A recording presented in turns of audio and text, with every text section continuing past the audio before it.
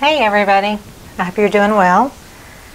I'm back in the studio again. We had the grand opening Saturday and it went fabulously. I had sales, I had people, and I made connections. I have possible classes coming up, so I'm just pleased how it went. I'm happy to kind of get it behind me and just get into a regular routine.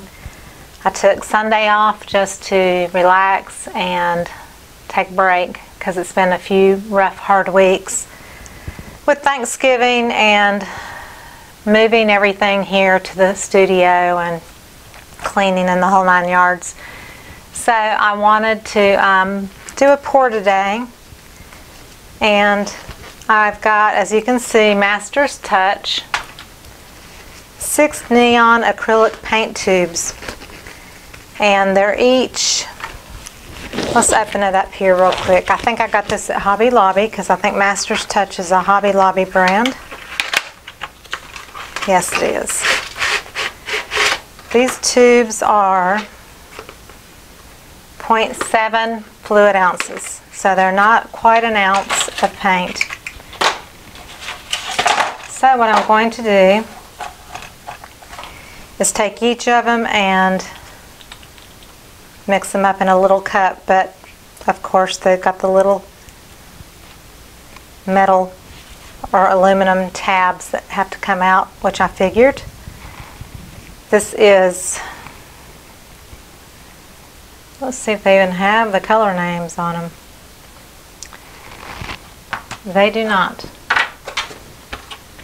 Neon pink, orange, yellow, green, blue, and purple. So they just call them simple colors. How about that?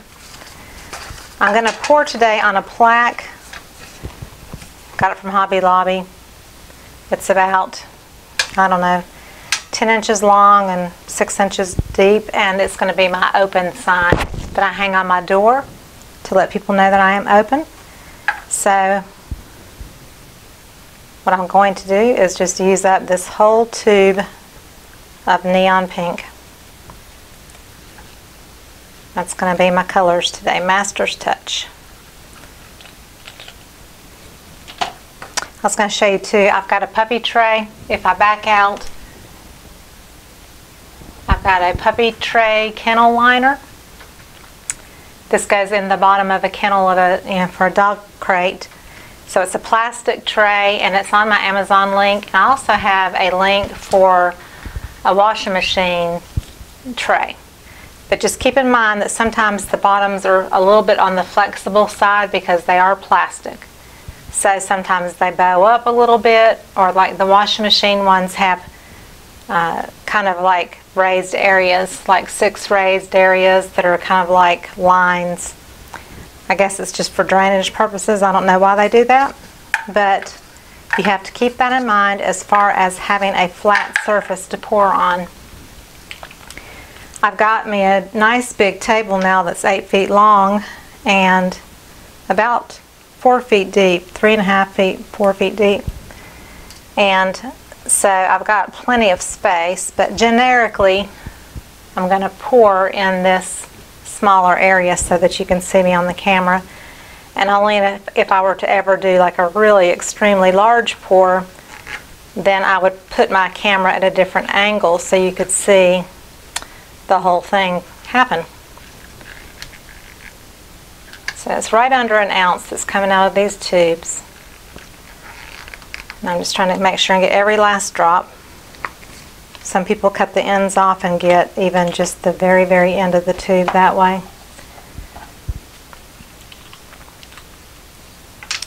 But I want my sign to be very, very colorful, so I thought I'm going to go with the neon colors. And then I'm going to add probably about 1.5 parts of Floetrol to the Master's Touch. So about 1.5 parts Floetrol to 1 part paint. And that will give me about 2.5 ounces of paint per cup. Because I'm going to do this pour, and then I've got another one I want to do afterwards. So I want to make sure I have plenty of paint for both.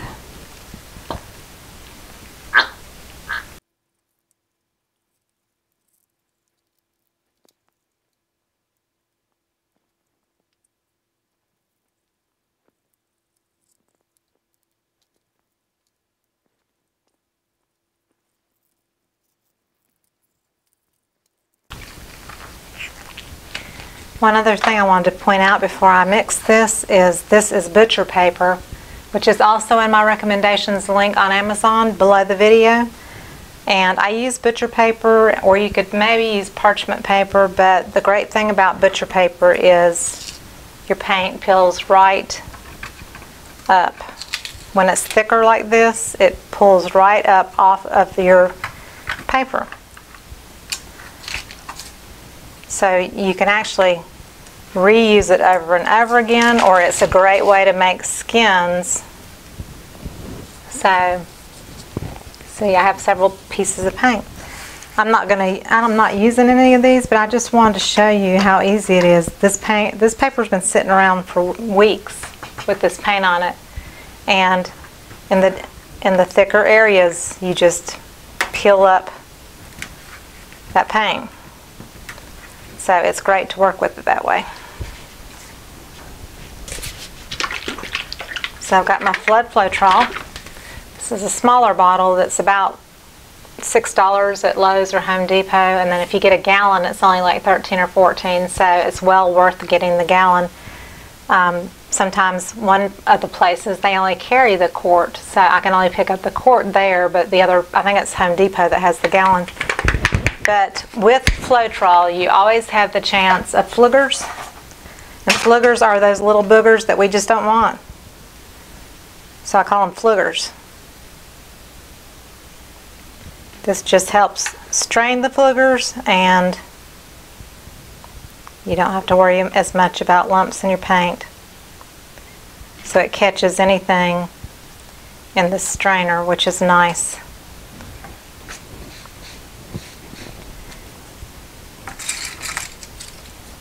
So I'm going to mix everything up, and I want the consistency of honey pouring off my stick, like warm honey.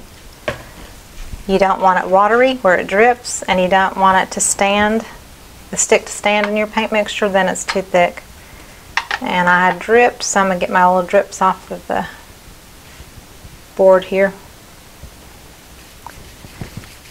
But I put it on this baking rack. It's a spare one that I have, and I see people using them all the time. And when this is kind of like pressed board. It's kind of like MDF or pressed board.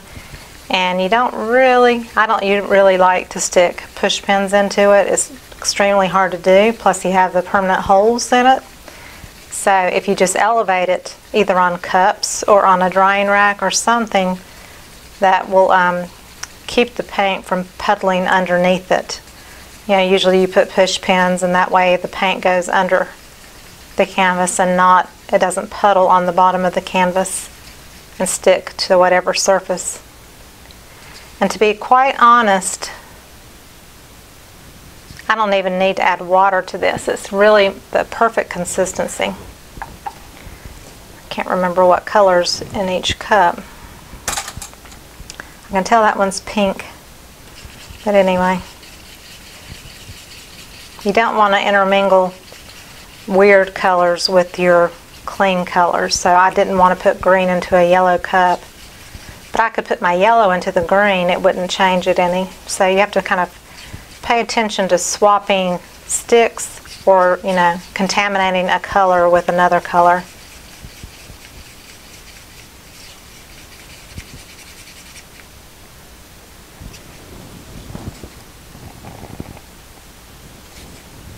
So if you can see that, it's a steady stream, and it's on my stick like honey would be on a stick, or maybe even like glue, if you want to compare it to glue.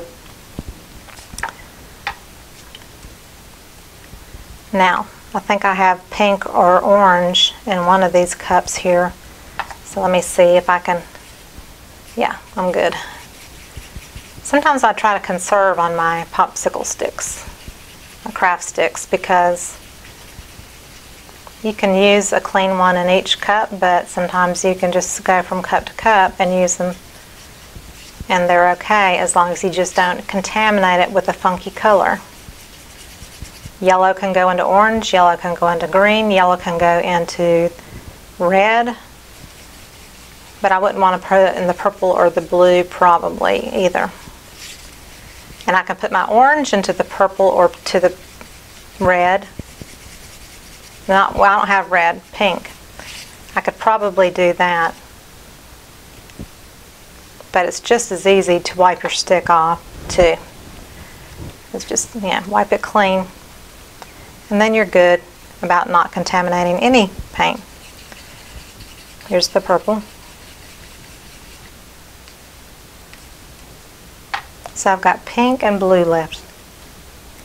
Not sure which one is which. I think that's the blue one. But I will wipe the stick just in case. Nope, this was pink. So the last one will be blue.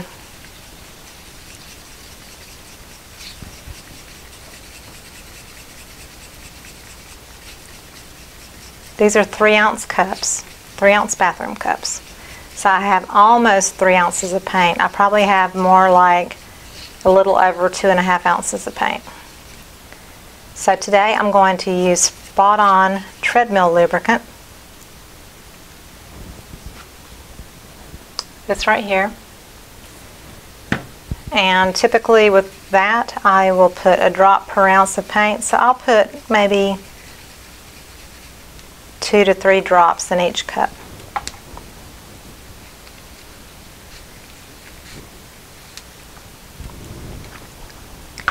Last one is the blue. I also have large containers, one with white and one with black. They are both Artist Loft Flow Acrylic, and they come in quart bottles from Michaels, and they are thick, and because it's called Flow Acrylic doesn't make it mean that it's ready to pour out of the bottle like Flow paint. So you still have to mix it with your pouring medium, which in this case is Floetrol, and then you still have to add water to it to get it to the right consistency. So these Artist Loft Flow Acrylic bottles look like this, black and white. I keep those on hand all the time. So here's my Spot On treadmill lubricant. I'm going to do 1, 2, like 3 tiny drops.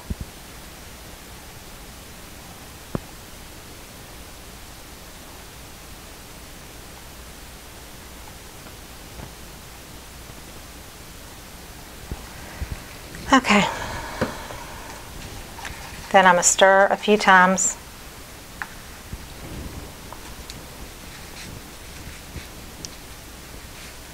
Clean my stick off. Then I'm going to go from yellow.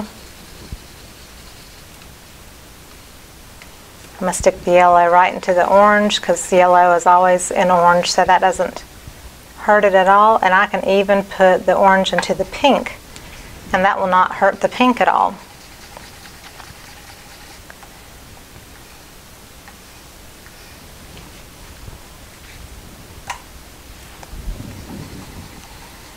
Blue. And I'm going to wipe this off, but it doesn't have to be really well because it's not going to hurt the purple, so I'll do the purple. Okay. So now we have all our paints mixed. I'm going to put my clean sticks back away. Get my Floetrol drain out of the way that drain my fliggers. And put my other glove on. This is not going to require very much paint at all.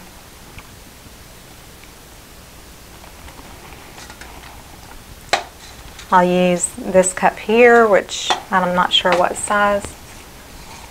This one's smaller. I'll use that one. I do have my white, which is also in my squeeze bottles. So I've got white here.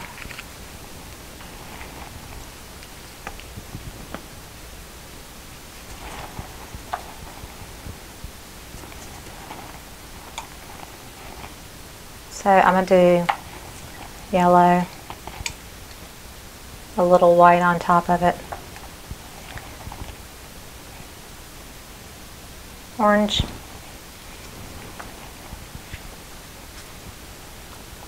I'll go ahead and do pink.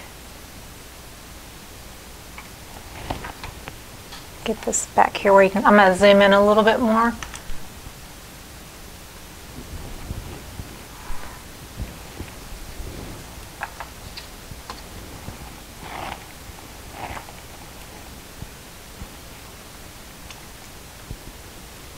Just kind of trickling the white. And I'm trying to not let this go down too far. I want to kind of keep the color separation a little bit.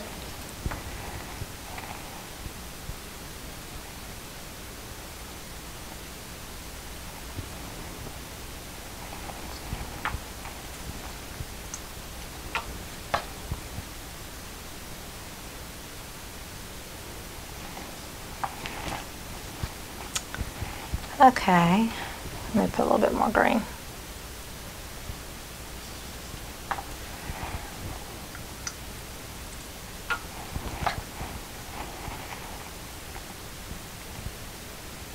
And I'm finished with that little bit of orange, I think. So, plenty of paint, more paint than I need. Tell you what, before I flip it, I'm going to take my stick and go through it. Kind of like a crisscross, and that's all.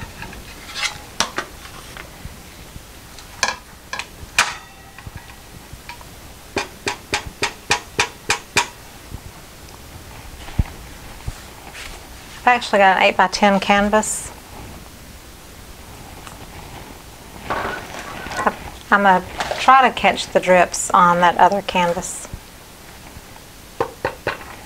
And another thing too, so your paint doesn't stick to your inside of your cup as much, if you take a push pin and poke a few holes, it releases that paint. And so you can see it moving here.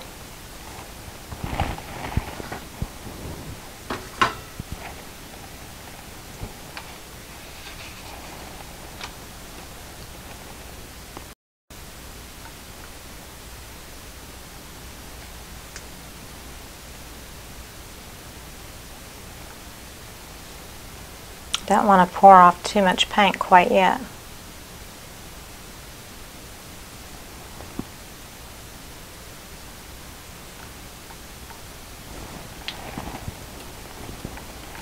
Whoa, I'm making a mess.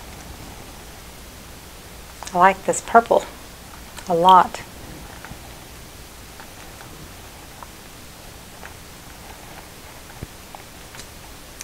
And the orange showed up quite a bit.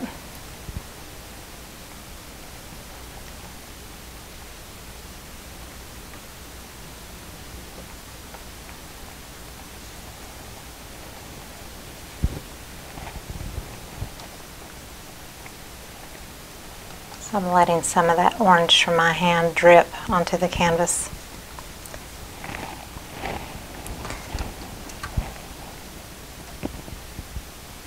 So you can't fool with it too much because it does make it muddy. It takes away that true color.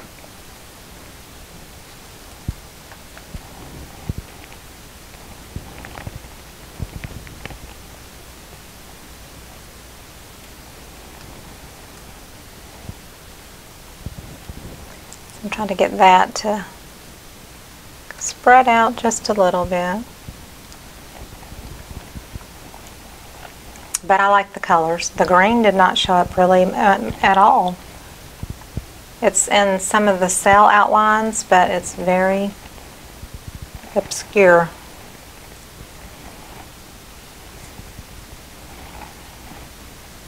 I'm just taking the runoff from the bottom.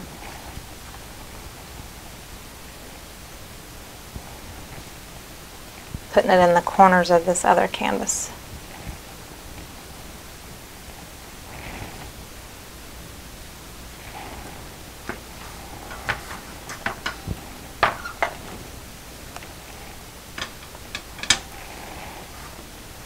So that's pretty colorful. I like that.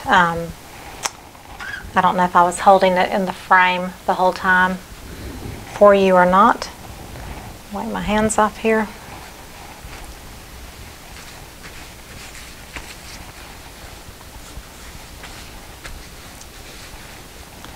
Let me take my torch here for a second.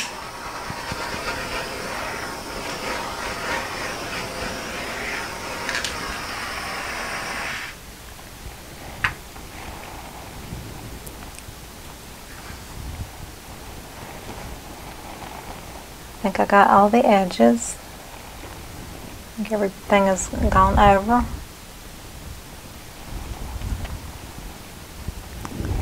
I'll take this and move it to dry, but here is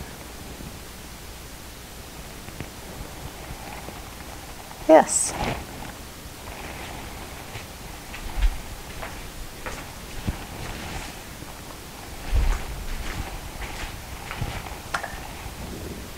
So this is leftover paint, and I'm going to just leave it be for a few minutes.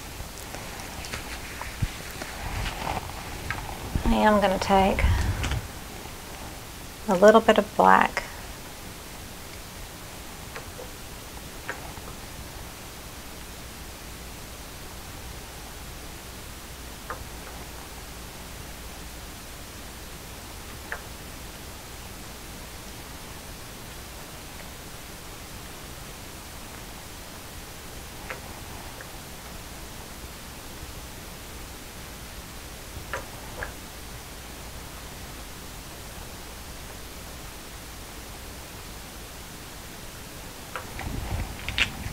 So hold that thought. I'm going to put this aside.